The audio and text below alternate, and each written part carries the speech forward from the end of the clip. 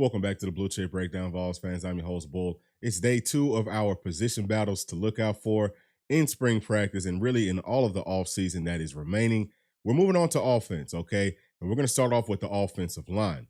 All right, so we're going to be going left to right, starting off with left tackle. But before we get into that, please do us a big favor, like and subscribe to the channel. So at left tackle, we're going to have Lance Hurd starting, okay? That's an absolute no-brainer. He's plug and play. That's our transfer from LSU. He was freshman All-SEC this past season, and he has the potential, I think, to be the best offensive lineman that this staff has had since they've been on campus, and that includes Darnell Wright. So behind him, we've definitely got Dane Davis, and Dane Davis is going to be that swing backup tackle for left or right side. He could probably also plug in and play a little bit of left guard, right guard, wherever we need him at, but he's going to be number 2 on the depth chart, and that right there gives us a lot of depth because he's a veteran. I think he's a 6th or 7th year senior. He knows how to play in the SEC, and he knows what this staff wants from him. So that's huge. But behind that, okay, we're going to start to really get into what the battles are going to be that we need to be looking out for. So I've got Larry Johnson, Masai Riddick, Aiden Bustle, and Bennett Warren. Bennett Warren will not be on campus. He doesn't come up until summer. Obviously, he's an incoming freshman, but he's got that size and everything that you're looking for in a tackle. I think that's the only position that he can play. Aiden Bustle is going to be a guy that I kind of throw around too. He's very similar to like a Dane Davis, but I think that he could really play a lot more positions, at a higher level than what I would expect from Dane Davis to do. And I would say it's probably between Larry Johnson and Aiden Bustle to win that kind of, third depth spot at left tackle, maybe even at right tackle as well. But those two players, I just feel like, we can trust them a lot. Larry Johnson might be the biggest offensive lineman on this entire team. Maybe like outside of Bennett Warren, he might be a little bit heavier than Bennett Warren is, but Bennett Warren is about an inch or two taller. So, those are two really big bodies, but Aiden Bustle is kind of like a do-it-all guy. I was really high on him, coming out of high school, and I just think that this is going to be his year. And we're going to move on to left guard. This is a spot that I could potentially see Aiden Bustle starting at. I think that the competition as far as the offensive line goes is really, really rich at this position. And I've got Jackson Lampley, Andre Carrick, Aiden Bustle, obviously, as we just spoke about, Max Anderson, and then I've got William Satterwhite, who actually plays center, but I think he's going to get a lot of reps at guard as well, just to see if maybe he can fit in somewhere else. We do have Bison Lang. We'll talk about him here just in a minute, but I think that that would make a whole lot of sense just to try William Satterwhite out at both guard positions. So number 1 with Jackson Lampley, he's a guy who's been here for a long time. Similar to like a Dane Davis where, we just kind of threw him in where we needed him at, but he's mostly a guard or a center body. He played center for us some this past season, and I really like what he can bring to the table. Now, is he going to be the solid left guard starter? I don't think so. I think that the biggest competition is going to be between Jackson Lampley and Aiden Bustle. Now, Aiden Bustle is probably a more athletic player, and I think that, obviously he's got a much higher ceiling. I think he's probably stronger and all that type of stuff at the point of contact. And he's got really good technique, really good fundamentals. We'll see, what the staff thinks of who they trust the most heading into the season. And then, obviously we've got Andre Carrick that's kind of floating around there too. Andre's a guy that, honestly speaking, y'all, like I didn't really like his film coming from Texas. And, he looks very similar in what we saw from him this past season earlier on in the season. He just tends to miss a whole lot of blocks. He gets overextended too much. I just think that he has a ways to go. Now, maybe he has improved enough since the time that we've seen him play. And, maybe he can kind of be thrown into that mix. I mean, I definitely think that he's in the mix, but I just don't think that he realistically will be able to compete with Jackson Lampley or with Aiden Bustle for the starting position. Definitely going to be a depth guy for us, though. But Max Anderson's also really interesting because he had great fundamentals, great technique. Coming out of high school there in Texas. And, I think he's listed as an offensive tackle. But to me, his upside is at guard. If you put him at guard, man, once he gets the opportunity and once he learns how to play SEC football, he's going to be a stud. I don't think that he will contribute that much this season, but he is going to be here in spring. So we'll see. That's up to the staff, obviously. Do they trust him enough to be, maybe number 2, number 3? Now, this is going to sound crazy to some of y'all, but I definitely think that Max Anderson and Andre Carrick, I think that that's a pretty good battle, for maybe that number 2 or 3 spot, however you want to look at it. But for sure, we need to upgrade at left guard to keep this offensive line as solid as what we hope it will be for Nico moving forward. Now, let's move on to center. Number 1, we've got Cooper Mays, Okay, behind him, we've got Bison Lang, and we've got William Satterwhite, who we talked about. Jackson Lampley will be another guy, and you could also throw Dane Davis into this mix as some players who, could potentially be getting some backup center reps, but clearly Cooper Mays is going to be the starter here. Now, again, the interesting thing is going to be, is Bison Lang going to be able to maintain that, kind of second string spot over a William Satterwhite, who I absolutely love. He's a technician. I mean, he's a dog. I think that he might have the best fundamentals out of all the offensive linemen that we had to come in this 2024 class. And him coming in spring is going to be huge. So look out for William Satterwhite. And next, we've got the right guard position. Obviously, we've got Spraggs as the starter. I've got Jackson Lampley right here behind Spraggs. And that is just in case, Jackson Lampley's not starting. And then behind that, I would have Andre Carrick. And then we've got Aiden Bustle again, Max Anderson. And then I'm going to throw in Gage Ginther. I think that Gage Ginther is a body, coming out of Colorado. We loved how much of a dog he was on film. He's got a lot of good fundamentals, a lot of things that you love. He played tackle, but he can play, I think, anywhere on the offensive line. He's going to be very similar to like an Aiden Bustle, I think, and we'll kind of plug him in wherever we need the most help at. And, I wouldn't be surprised to see him get some reps there. And if he does get some reps there, he could impress and he could kind of move up that depth chart pretty early. But obviously, Spraggs is going to be the starter. The biggest question, man, I think for all of these players is who is going to come in behind him. Usually on the right side, you've got the stronger run blockers. So I think whoever does better in that aspect will end up being number 2 right there behind Spraggs. And it's very important because we saw Spraggs go down this past season. We've got to make sure that we've got someone that can step up and that this staff will trust. But I definitely think that we've got some really good options. You can throw Dane Davis into this mix too, okay? Anywhere on this offensive line, I think that Dane Davis is going to be a very viable option, if push comes to shove. And now for the right tackle. Starting off with John Campbell, definitely going to be the starter. He did a great job this past season at left tackle. And, he was gracious enough to take one for the team, so to speak, and move on over to the right side. But I actually think that fits him better than left tackle did.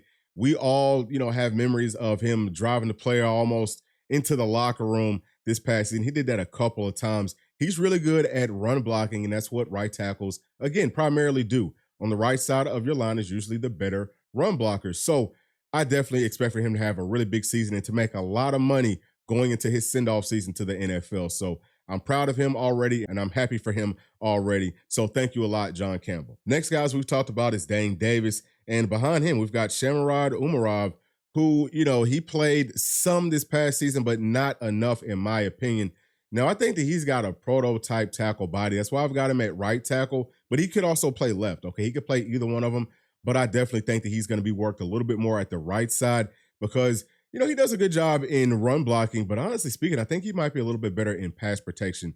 I like him a lot, but I would say that, at the end of the day, they're probably looking to have a guy like Bennett Warren be that left tackle in the 2025 season and probably have Sham play the right side. That's just, what I think. I could be off on that.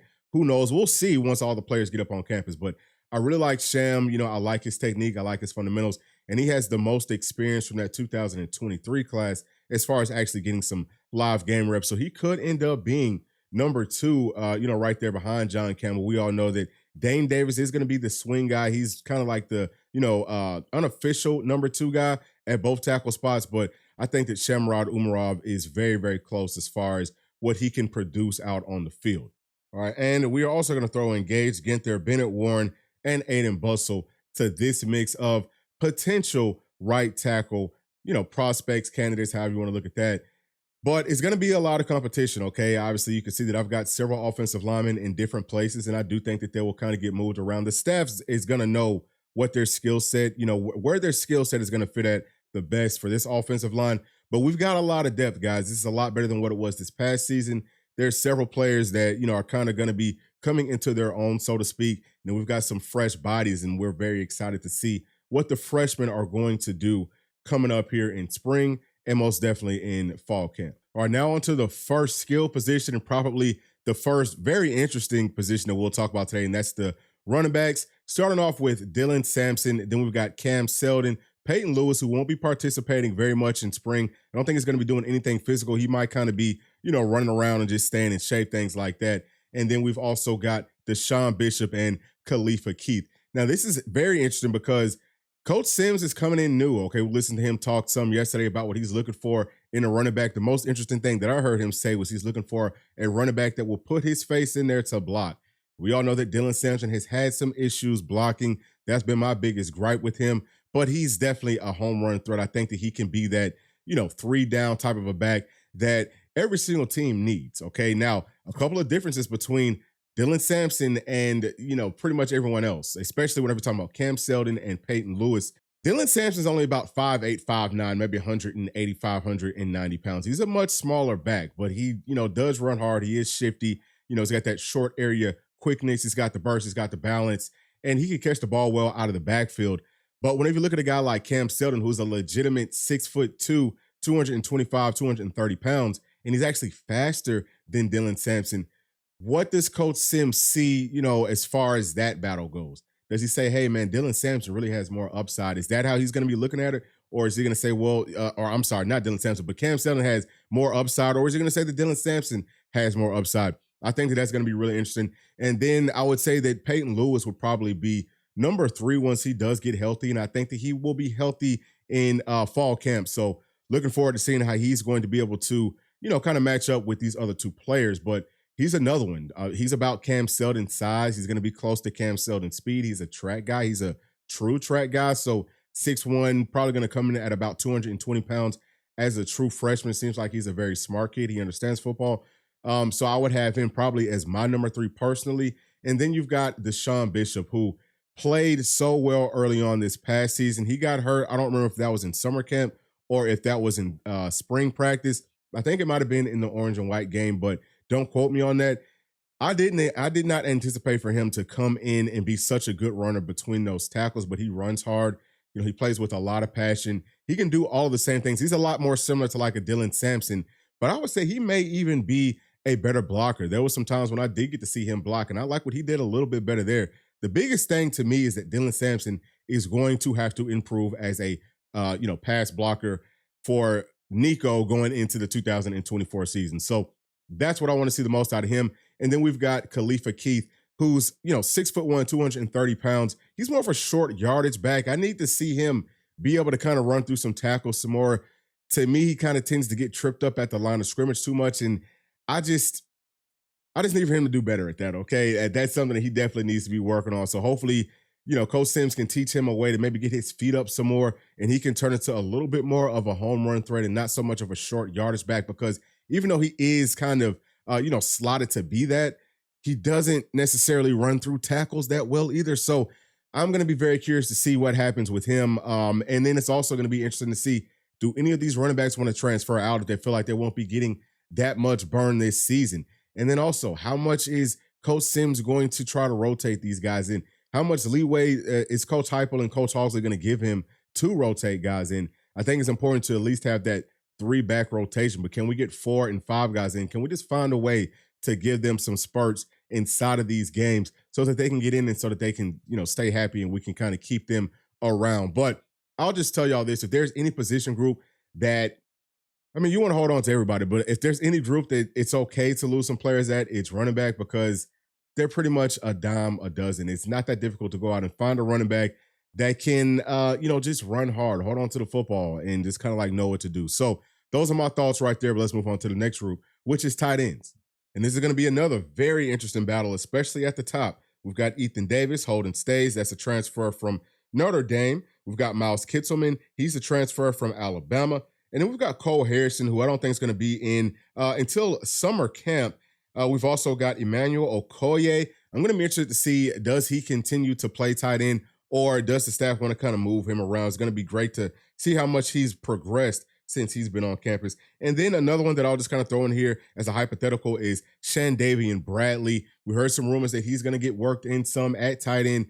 Will that continue? Is that still on the table, or is he just going to be a pass rusher?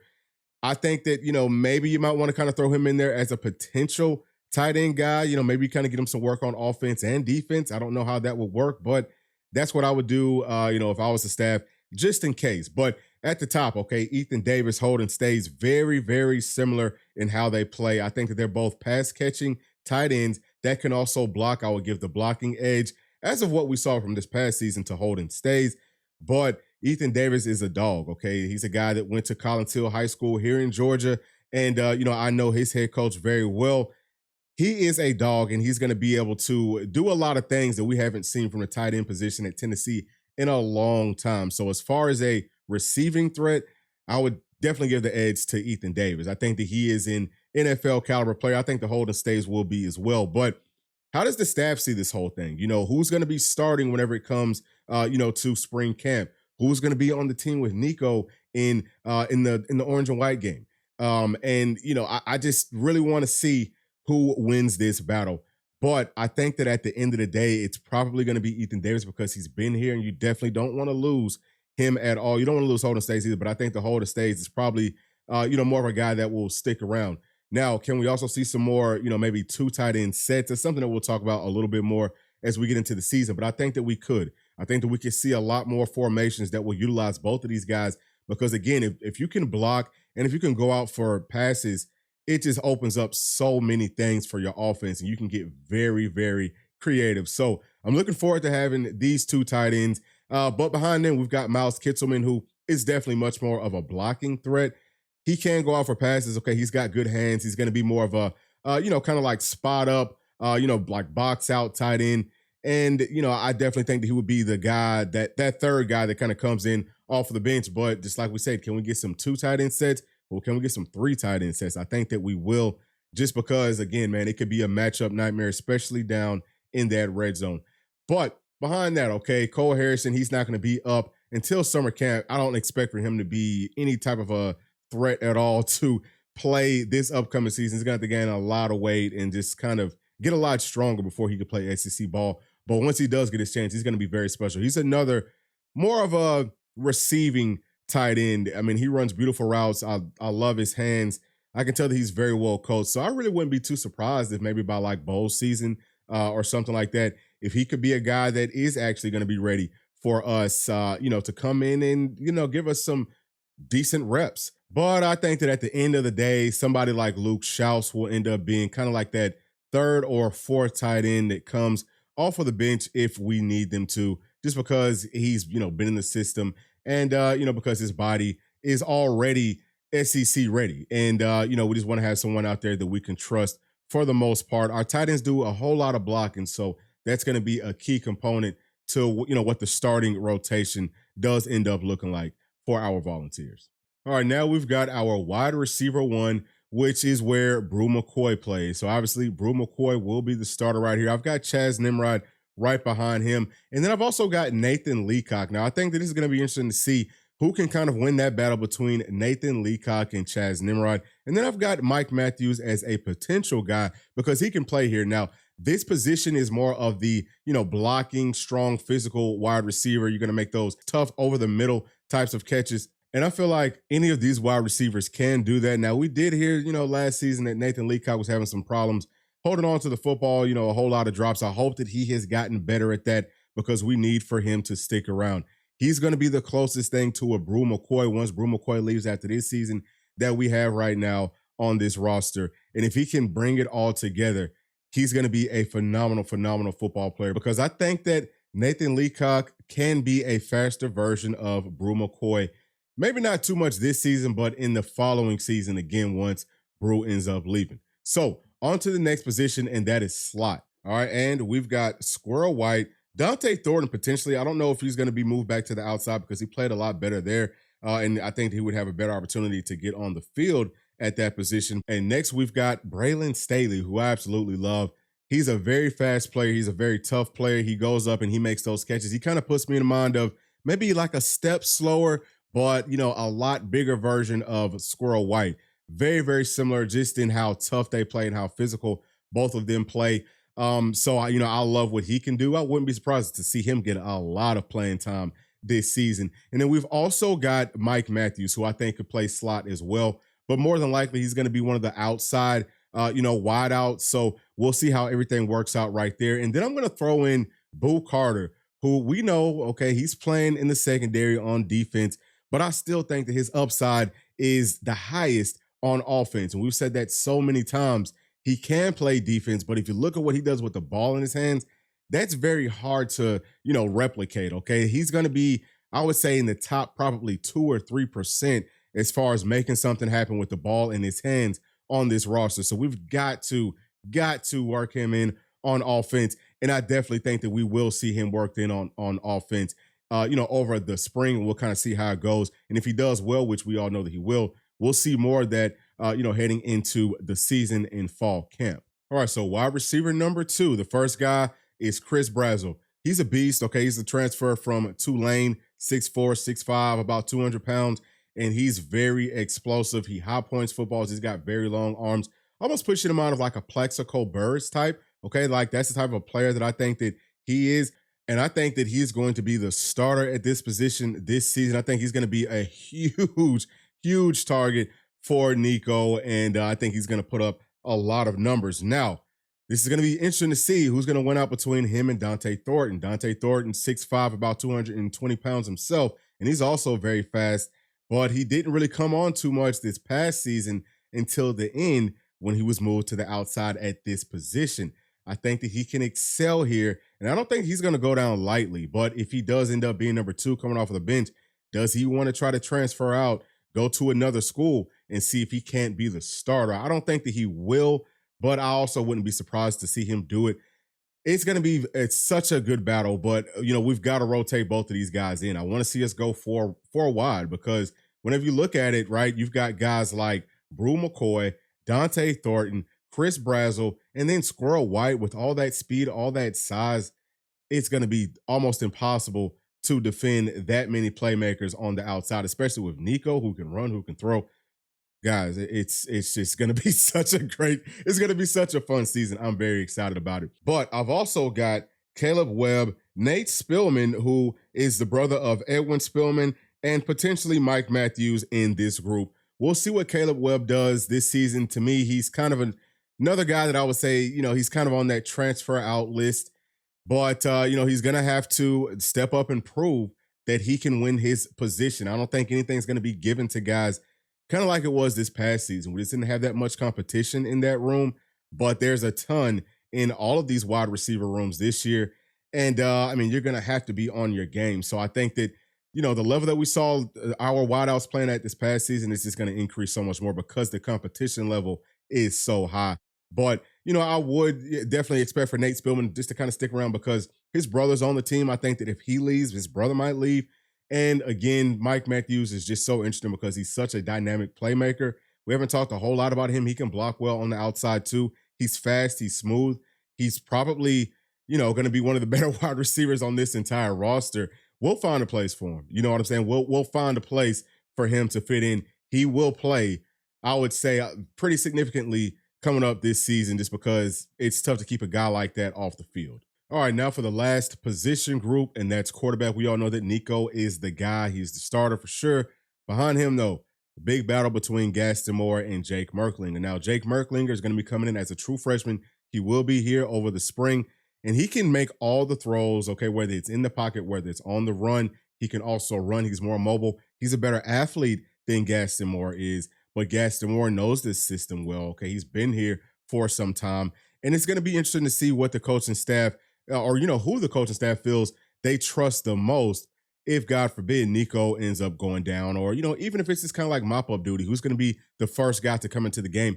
I think it's going to be Gaston Moore early on, but once we kind of get into playoff mode, that's when it gets very interesting, okay? Once Jake Merklinger has learned this system and he can really utilize all of his, God-given gifts, will they say, okay, if there's a situation where we need a quarterback to come in, even if it's just for a play, will they say, hey, we're going to put in Jake Merklinger because he's the better athlete and we want to win? Or do they say, hey, we're just going to trust all the tools that Gaston Moore is going to have around him and, we'll just kind of like let him more or less be that game manager for us? I think that they'll probably be going with Gaston Moore, but you just never know, okay? I think that Jake Merklinger is a guy that is probably going to be the successor to Nico, once Nico ends up graduating or, once he ends up going on to the NFL in the next couple of years, if he can beat out a guy like G-Mac. So we've got a lot of good quarterback competitions coming up here for years to come. And those are my thoughts on this entire offense and on this entire football team. Tell me what y'all's are down in the comments section. I think that we've got a lot of good position battles to watch, but I also feel like we've got so much talent and this team is primed to make a real run in 2024. And as always, thank y'all for sticking all the way to the end. Please make sure to like, subscribe, hit that notification bell, share with your friends, family, and other volunteer fans, and we'll see y'all on the next one. Thanks. Peace.